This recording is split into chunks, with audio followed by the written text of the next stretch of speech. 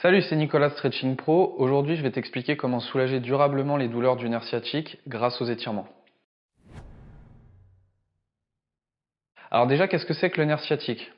Donc ton nerf sciatique, c'est le nerf le plus long du corps humain. Il a un rôle sensitif et moteur et son trajet, il commence du plexus sacral, sous le grand fessier, le piriforme. Ensuite, il continue sous les ischios, à l'arrière du genou, au niveau des mollets, et ensuite il finit au niveau de la voûte plantaire. Donc quand on analyse ce trajet, on comprend tout de suite pourquoi, quand tu as le nerf sciatique qui est comprimé, tu peux ressentir une sensation de douleur qui part de la hanche et qui finit jusque sous les pieds. Du coup, la douleur que tu vas ressentir et qui émane du nerf sciatique, elle vient généralement d'une compression. Soit parce que tes vertèbres plutôt lombaires au niveau du sacrum, elles sont compressées, ce qui va faire que le noyau intervertébral il va sortir de sa paroi, toucher le nerf et du coup c'est pour ça que tu sens une douleur. Ou alors c'est simplement parce que les muscles qui recouvrent ce nerf et qui l'entourent, c'est-à-dire les fessiers, le piriforme, les ischios, les mollets et la voûte plantaire, ils sont tellement tendus qu'il ne laisse pas assez de place au nerf pour prendre sa place et du coup il est comprimé toute la journée, ce qui t'envoie de la douleur. Donc la solution à ce problème-là, pour soulager le nerf sciatique, ça va être globalement de suivre son trajet et de détendre chaque zone que je viens de citer, donc fessier, piriforme, ischio, mollet, de le faire dans cet ordre-là pour bien aider le nerf à reprendre sa place et fonctionner correctement. Alors avant de te montrer comment on va soulager le nerf durablement étape par étape, je vais aussi t'expliquer dans cette vidéo qu'est-ce qu'il faut arrêter de faire tant que tu as mal au nerf sciatique. Donc, parmi les exercices qu'il faudrait arrêter ou en tout cas diminuer tant que tu as mal, il y en a 3. Le premier, ça va être l'étirement des ischio-jambiers à partir d'une position debout, donc tu sais, celui où tu essayes de toucher tes orteils. On va arrêter de le faire, pas parce qu'il est mauvais en soi, mais simplement parce qu'il va encourager une flexion de la colonne. Et si tu as déjà mal au nerf sciatique, on veut éviter que les vertèbres lombaires ils se fléchissent trop. Deuxième type d'exercice qu'on va diminuer, ça va être les exos classiques d'abdominaux comme les crunchs ou les sit-ups. Donc c'est des exercices en général qui sont faits allongés sur le dos en faisant une flexion. On va aussi arrêter de les faire.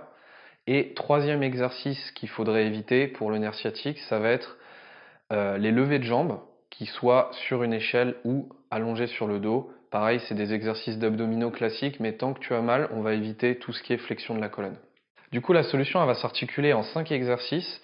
Chaque étirement que tu vas trouver dans cette vidéo va suivre logiquement le trajet du nerf sciatique. Comme ça, on va décompresser chaque zone. Pour chacun des mouvements, tu peux les réaliser entre 3 et 5 respirations par côté ou par étirement avant de changer. Et pour ce qui est de la fréquence de cette routine, je te conseille de laisser toujours 24 heures de repos. Comme ça, tu pourras améliorer durablement ta flexibilité en laissant les tissus s'améliorer. Pour le premier exercice de la routine et des douleurs sciatiques, on va faire une décompression des lombaires. Donc ce que tu vas faire pour cet exercice, c'est de te mettre à côté d'un mur, te mettre en position allongée sur le dos et lever les jambes, étendre les jambes et coller tes fesses ensuite contre le mur. À partir du moment où tu es dans cette position, on va décomposer le mouvement à chaque étape pour bien que tu comprennes et ensuite on fera tout en même temps. Donc la première étape, ça va être de mettre tes mains sur l'abdomen et de rentrer le menton comme si tu voulais regarder ton nombril. Ensuite, ce que tu vas faire pendant 5 à 10 respirations, c'est de respirer par le diaphragme en inspirant, en gonflant le ventre et en expirant, en rentrant le ventre. Une fois que tu auras fait ces 5 à 10 respirations, ce que tu vas faire, c'est que tu vas presser ton talon vers le plafond et faire comme si tu voulais décompresser la jambe de la hanche pour bien décoller la jambe et décompresser tout ce qui est au niveau du sacrum. Donc là, tu pousses en permanence au niveau des talons. Peu importe que tu inspires ou que tu expires, ça c'est tout le temps, tu pousses dans les talons. Et maintenant, on va mettre la dernière étape de ce stretch, ça va être de positionner tes mains tendues, proches des oreilles en rotation externe. Et maintenant, tu vas à la fois presser dans les talons pour décompresser la hanche et presser dans les paumes, comme ça, pour décompresser la hanche et les épaules. Là, tu vas sentir normalement un stretch au niveau des vertèbres lombaires et du sacrum pour bien étendre et laisser les noyaux reprendre leur place. Donc là, tu pousses dans les talons, tu pousses dans les mains, tu regardes encore ton nombril Tu respires avec le diaphragme en gonflant et en rentrant. Et si tu veux accentuer encore plus, tu peux mettre tes pieds sur le côté et pousser encore dans les talons, pousser dans les paumes, sentir ton dos se décompresser, essaye de visualiser ton dos, ferme pas les yeux, regarde toujours ton nombril et utilise ton diaphragme. Ça, c'est un stretch, tu le fais entre 15 et 30 secondes. Tu peux l'utiliser tous les jours. Avant de dormir, ça marche très bien pour te relaxer et favoriser la relaxation. Quand tu as terminé le mouvement, tu commences par relâcher les tensions, plier un bras, le ramener sur l'abdomen, plier le deuxième bras, ensuite tu plies une de tes jambes, la deuxième, et tu te roules sur le côté.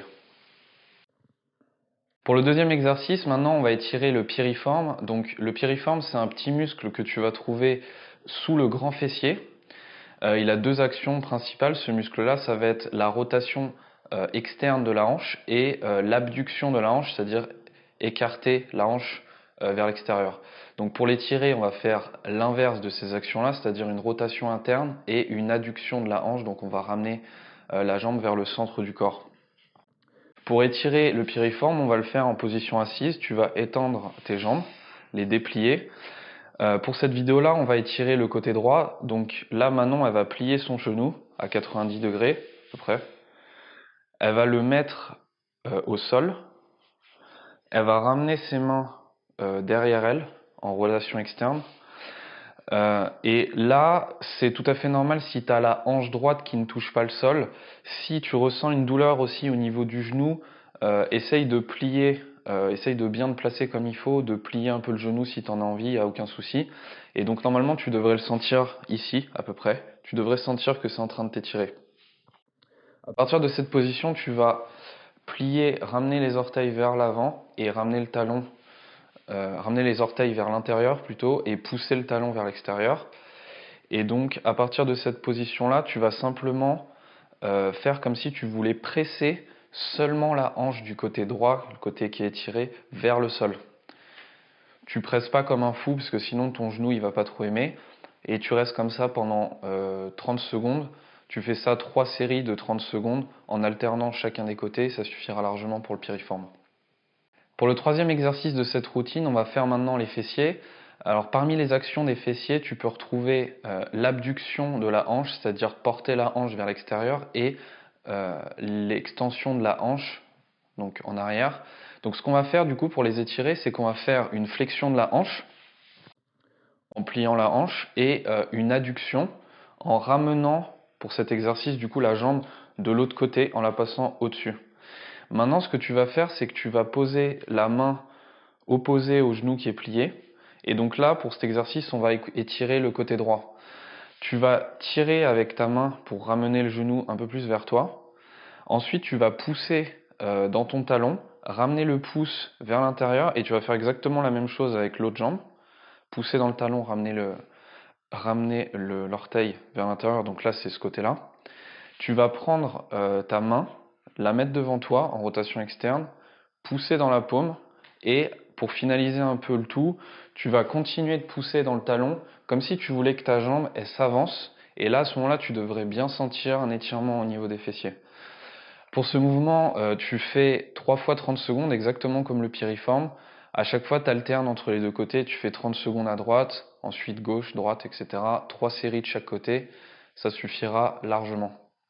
Quand tu as terminé, tu replies le bras simplement, tu replies la jambe, tu calmes les tensions dans les pieds et tu peux changer de mouvement. Ok, quatrième exercice maintenant, on va étirer les ischio-jambiers.